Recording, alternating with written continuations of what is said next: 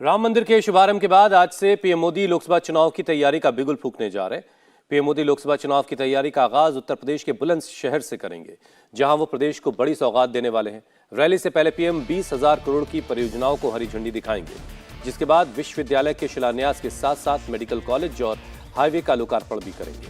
आज पीएम एक बड़ी रैली को संबोधित करेंगे, जिसमें 1 लाख से ज्यादा लोगों के पहुंचने की उम्मीद है, जिसे देखते हुए प्रशासन अलर्ट है। तैयारियों का जिम्मा खुद सीएम योगी ने संभाल रखा है। ठीक 10 साल पहले 2014 के लोकसभा चुनाव में पीएम मोदी ने लोकसभा चुनाव का सियासी बिगुल भी बुलंदशहर से ही फूंका था, और इसीलिए कहा जा रहा है कि 2014 की तरह पीएम बुलंदशहर को न सिर्फ शुभ मान रहे हैं, बल्कि चुनावी जनसभाओं की शुरुआत भी यहीं से कर रहे हैं।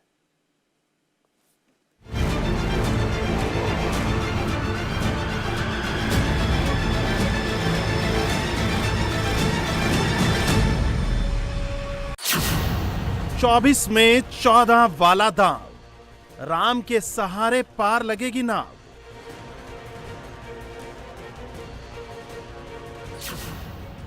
बुलंदशहर से लोकसभा का शंखनाद, पीएम देंगे बड़ी सौगात।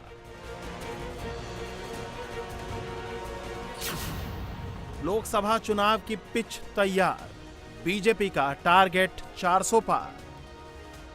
रामलला के विराजमान होने के साथ ही पूरा देश राममय है। राम नगरी में जय श्री राम की गूंज है, तो घर घर में राम नाम की धुन है। प्राण प्रतिष्ठा का आयोजन देश के सामाजिक राजनीतिक इतिहास में एक अहम मोड़ माना जा रहा है। आम चुनाव से ठीक पहले इस आयोजन को बीजेपी अपने सबसे बड़ी उपलब्धि बता रही है और लगातार तीसरी बार रिकॉर्ड जीत की उम्मीद में सियासी पिच पर उतर चुकी है। बीजेपी का टारगेट इस बार 400 पार का है, और इस लक्ष्य को पाने के लिए पीएम मोदी के चेहरे के साथ पार्टी आगे बढ़ रही है। राष्ट्रीय अध्यक्ष से लेकर आम कार्यकर्ता तक चुनावों की तैयारी में जुटा है, और पार्टी पीएम मोदी को इस चुनाव के लिए भी गेम चेंजर मान रही है। पीएम मोदी आज यूपी के बुलंदशहर से चुनावी शंखनाद करने जा रहे हैं। बुलंदशहर बीजेपी का गढ़ माना जाता है। इस समय यहां की 7 विधानसभा सीट पर बीजेपी का ही कब्जा है।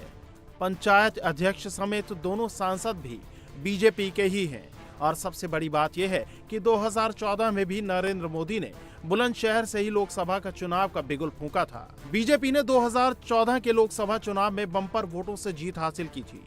यूपी में कुल 80 सीटों में से बीजेपी ने अकेले 71 सीटों पर जीत दर्ज की थी, और अब पार्टी 2024 में उस रिकॉर्ड को भी तोड़ना चाहती है। लेकिन ये पहला चुनाव ऐसा है कि जिसमें विपक्ष के एक चाय बेचने वाले को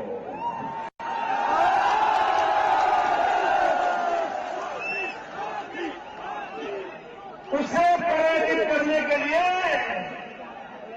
जाति जाति भांति भांति प्रकार की राजनीतिक दल, वो नेता इकट्ठे हो रहे हैं। कुछ भी हो जाए, मोदी नहीं आना चाहिए।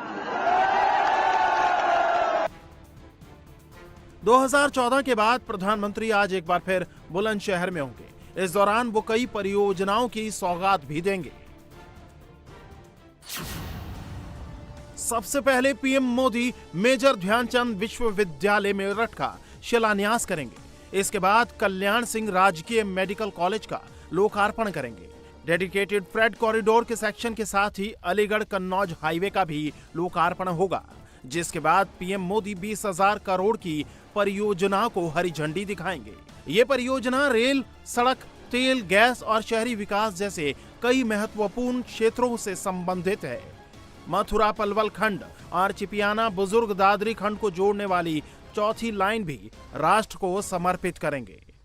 प्रधानमंत्री बनने के बाद नरेंद्र मोदी पहली बार बुलंदशहर आ रहे हैं, इसीलिए एक बड़ा जन सैलाब उमड़ने की संभावना को देखते हुए जिला प्रशासन ने कमर कस ली है। सभी तैयारियों का जिम्मा खुद सूबे के मुख्यमंत्री योगी आदित्यनाथ ने उठाया हुआ है। सीएम योगी ने बुधवार को खुद तैयारियों का जायजा लिया। पीएम की रैली में 5 लाख के लगभग जन सैलाब उमड़ने की संभावना है। सुरक्षा व्यवस्था को दुरुस्त बनाए रखने के लिए 3 पीएसी बटालियन रहेंगी। 2 आर बटालियन समेत 1 आईटीबीपी फोर्स बटालियन को विशेष रूप से बुलाया गया है। इसके अलावा 50 अधिकारियों समेत 8 एसपी स्तर के अधिकारी तैनात रहेंगे। पीएम रैली स्थल के आसपास लगभग 18 पार्किंग बनाई गई हैं। नो ड्रोन जोन बनाया गया है। रैली के आसपास ड्रोन उड़ाने पर प्रतिबंध रहेगा।